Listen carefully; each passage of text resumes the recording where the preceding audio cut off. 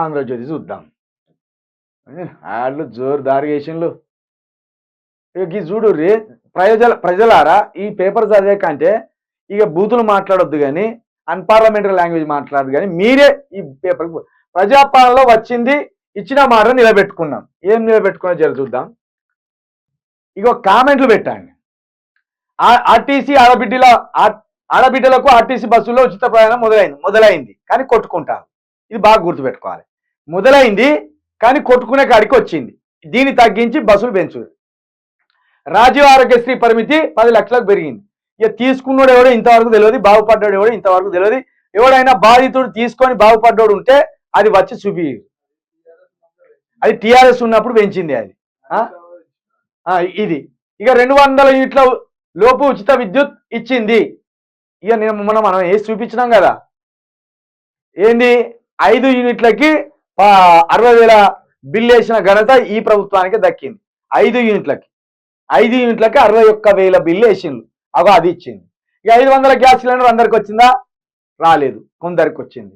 గూడు లేని పేదలకు ఇందిరమ్మ ఇండ్లు మంజూరు. ఇక చెప్పుర్రి. ఇక ప్రజలారా కామెంట్ పెట్టండి ప్రజలారా. ఇందిరమ్మ ఇండ్లాట ఇచ్చిందట. ఏది 2004లో ఇచ్చిన ఇందిరమ్మ ఇండ్లను చూపించి అవే ఇండ్లు ఇచ్చినామని చెప్తాను. ఏంది అప్పుడు రాజశేఖర రెడ్డి హయాంలో ఇందిరమ్మ ఇండ్లు అని ఇచ్చిండ్లు. ఆ ఇండ్లే మళ్ళీ ఫోటోలు కొట్టి ఇచ్చేసినామంట. అలా ఇందిరమ్మ ఇండ్లు ఇచ్చిందట. ఇది జూటా మాట. బీసీ కులగణన బలహీన వర్గాల కాండ ఇచ్చినట్టే. మరి ఈ ఆంధ్రజ్యోతి పేపరు పైసలు తీసుకొని ఇట్లా అడ్డమైన అబద్ధాలు ఎందుకు రాసుకొస్తావు?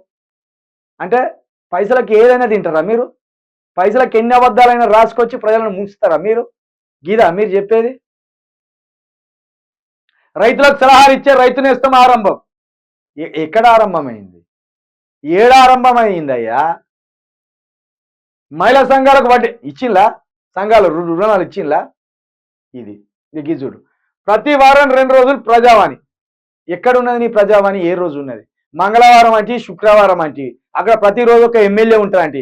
ఎమ్మెల్యేకు దిక్కు లేదా, నీకు దిక్కు లేదా, నీ మంత్రులకు దిక్కు లేదా, అధికారులే లేకపోయా అక్కడ. అది మొత్తం ఎడారి ప్రాంతం లాగా నిర్మానుష్యంగా మారిపోయింది. ప్రజాభవన్ కాస్త నిర్మానుష్యంగా మారిపోయింది. ప్రగతి భవన్ ఉన్నప్పుడన్నా, ప్రగతి భవన్ పేరు ఉన్నప్పుడన్నా 100 మంది పోలీసులు ఉండే వరకు అబ్బా ఎవరో ఉన్నారో లోపల రాజు అనేటట్టు ఉండే. ఇప్పుడు ఆ లోపల రాజు లేకపోతే, బయట జీతగాని లేకపోయా, ప్రజావాణి లేకపోయా, నీ ప్రజా సమస్యలే రాకపోయా. నువ్వు అసలు ఎక్కడున్నావో తెత్తలేదా? 5 నెలల్లో ప్రజావాణి పెట్టినట. ప్రజావాణి ఎక్కడ పెట్టాను? 65 ఐటీఐలలో ఆధునిక స్కిల్ సెంటర్లు ఎక్కడ పెట్టినావు? ఏంది అబద్ధాలు? ఎట్లా వీటిని భరించేది? నువ్వు కాస్త 23వ పులకేసి అవుతానావు. అయింది అక్కడ 23వ పులకేసి తీసి నువ్వు 24వ పులకేసి వేషం ఎత్తే దానికి మేమేం చేయలేం. మరి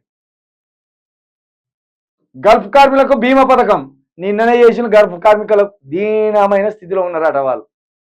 యువతీ యువకులకు ఉద్యోగాల భరోసా. ఇక ఏడిచ్చినావో నీకే తెలవాలి. ఆర్టీసీ ఉద్యోగులకు 21% ఫిట్మెంట్ ఎప్పుడు ప్రకటించినావో నీకే తెలవాలి. సింగరేణి ఉద్యోగులకు 1 కోటి ప్రమాద బీమా ఎప్పుడు ఇచ్చినావో, ఇది ఎప్పుడు అమలు అవుతుందో ఇది నీకే తెలవాలి. హైదరాబాద్ లో ఎయిర్పోర్ట్ల వరకు మెట్రో రైలు ఉన్నదా?